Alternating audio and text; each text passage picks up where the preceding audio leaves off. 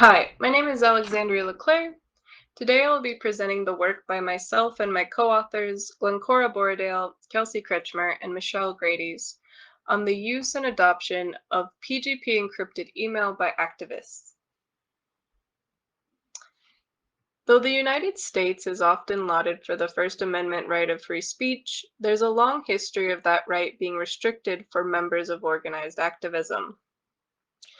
Activist communication has been targeted for over 100 years. During the Palmer raids, law enforcement raided the offices of labor organizers in order to seize paper documentation and literature. As communication has evolved, so has the interception of that communication by law enforcement. During the civil rights era, phone lines began being tapped by law enforcement, and now in the modern era, internet communication sees hashtags like Black Lives Matter used by modern civil rights activists being tracked by law enforcement. Privacy in online communication is currently an open problem. Research focuses on the views, practices, and threat models of the general population or the average user. However, for general users, privacy is framed as a matter of principle, rather than as a necessary protection measure. And while this is probably true for a lot of average users, that if their online communication is intercepted or seized by law enforcement, they probably will not see direct consequences of that communication. This is another matter for a population of activists. Activists adopt a lot of different online communication. They use social media for public outreach and PR. They need to share and store documents online in the cloud. They use email communication for internal communications among members, as well as outreach and collaborations with other activist groups. We've also seen the rise of messaging apps such as Signal become extremely popular in the last couple of years. Though it's worth noting that Signal was not widely available or adopted at the beginning of the training period in which we sample our activists from, and as such, we were not able to investigate Signal very extensively within this project. Email among activists is notable. It has widespread use and availability. It's free, it's low resource. Listservs and mailing lists specify interesting parties, allowing you to tailor your communication to specific groups of people, as compared to social media, where all communication goes through the same stream and the end user must pick and choose what out of that stream is related to them. Privacy protections for online communication are available and have existed for some time. End-to-end encryption for email cryptographically ensures that the host of the communication does not have access to the email plain text. Modernly, email is usually encrypted on all providers in transit, and this ensures that third parties cannot intercept communication between the sender and the receiver and the host. However, in this situation, the host still has access to the plain text of the email. In end-to-end encryption email, the email is encrypted even while the host has access to it or is serving it and does not have ability to see the plain text of the email being sent. And while these types of email applications have existed for a while, it's been found that users struggle with these applications due to usability issues. The Johnny Can't Encrypt papers, of which there are a series by different authors, document the issues that users have with end-to-end encrypted email applications at length. On reflection of these papers, it occurred to the research team that there exist users with an immediate need for private communication who must work around these usability issues, as the seizure of their email communication could result in consequences if law enforcement was to get access to their communication. Modern surveillance comes with its own set of problems. While previous forms of surveillance required physical access to communication infrastructure, modern surveillance is streamlined through often cooperative or at the very least complacent platform hosts. We saw this through the Snowden disclosures, which went into detail about the cooperation between communication hosts such as Facebook and Google and their allowing of law enforcement access to their end user data. Additionally, legal parameters around email are antiquated. These legal parameters are based on previous server infrastructure that was easier to draw a direct analogy to physical mail, in which law already surrounded what was adequate search and warranted search by law enforcement. However, with the changes in modern email infrastructure, this allows for extensive access via modern email servers. The actual technology is not the only obstacle to secure and private communication. There are a number of interesting social factors that arise when trying to use communication technology in a private way. Technology use is subject to the network effect, in which a communication platform is only as useful as the number of other people that you can also communicate with on that platform.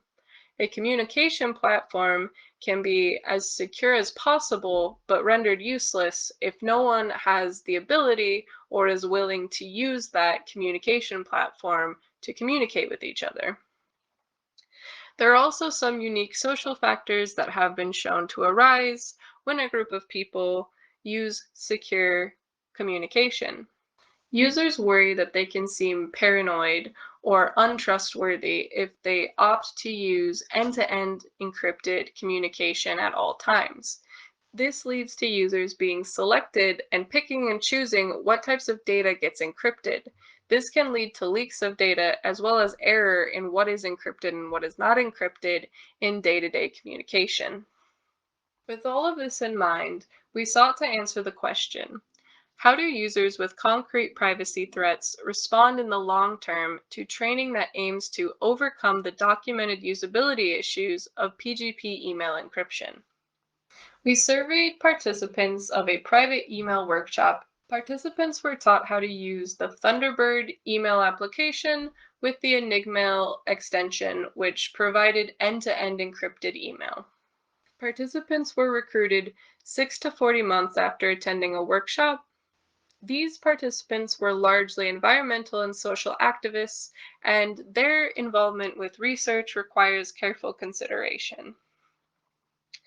Risk can be associated with research, and this can be due to either the inability to ensure anonymity of participants on part of the researchers or the collection and improper storage of sensitive data.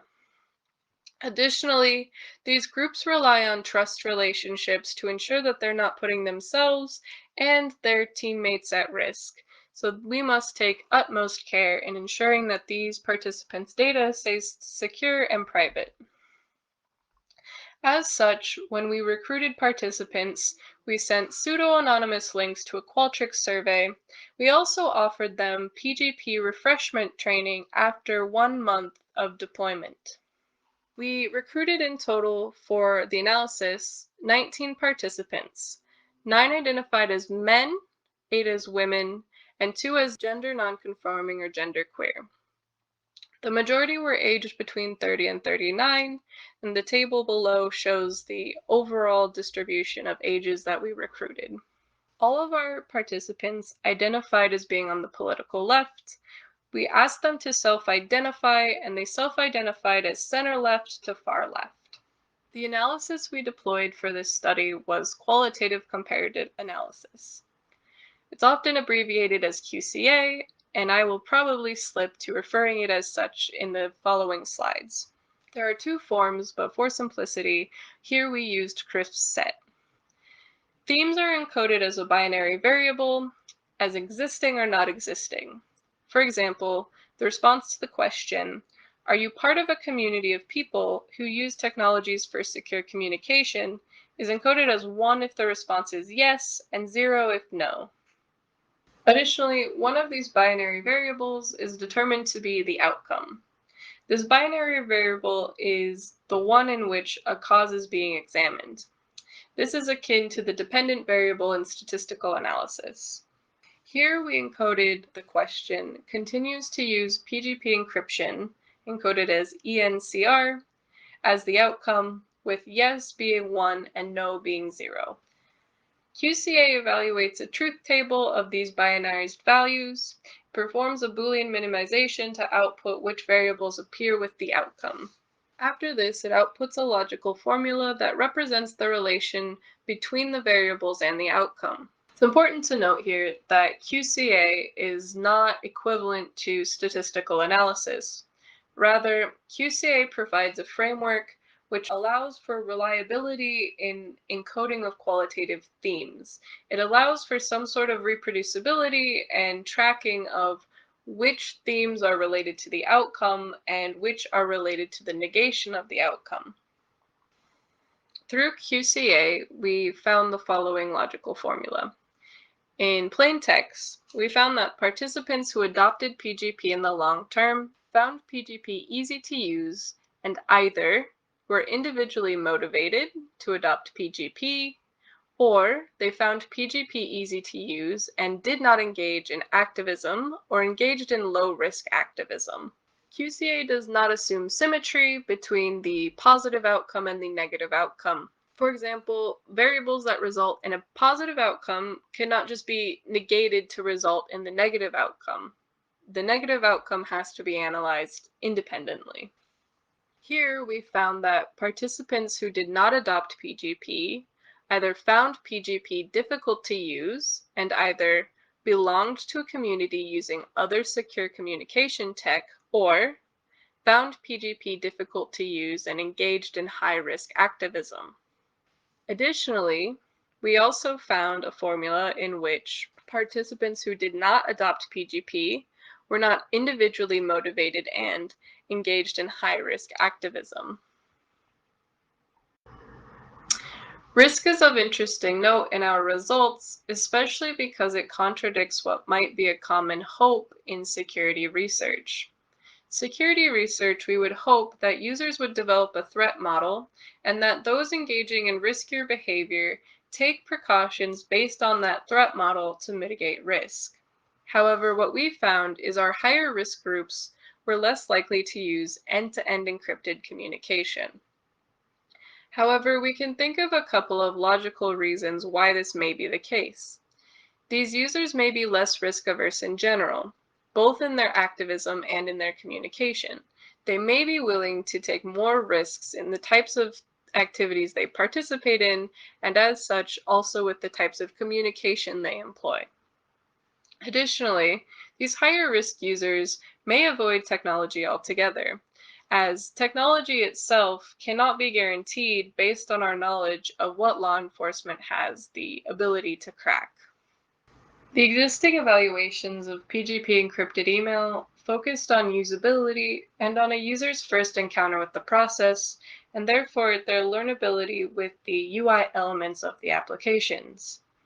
Here, we've examined how a specific demographic, those involved with activism, adopt PGP in the long term.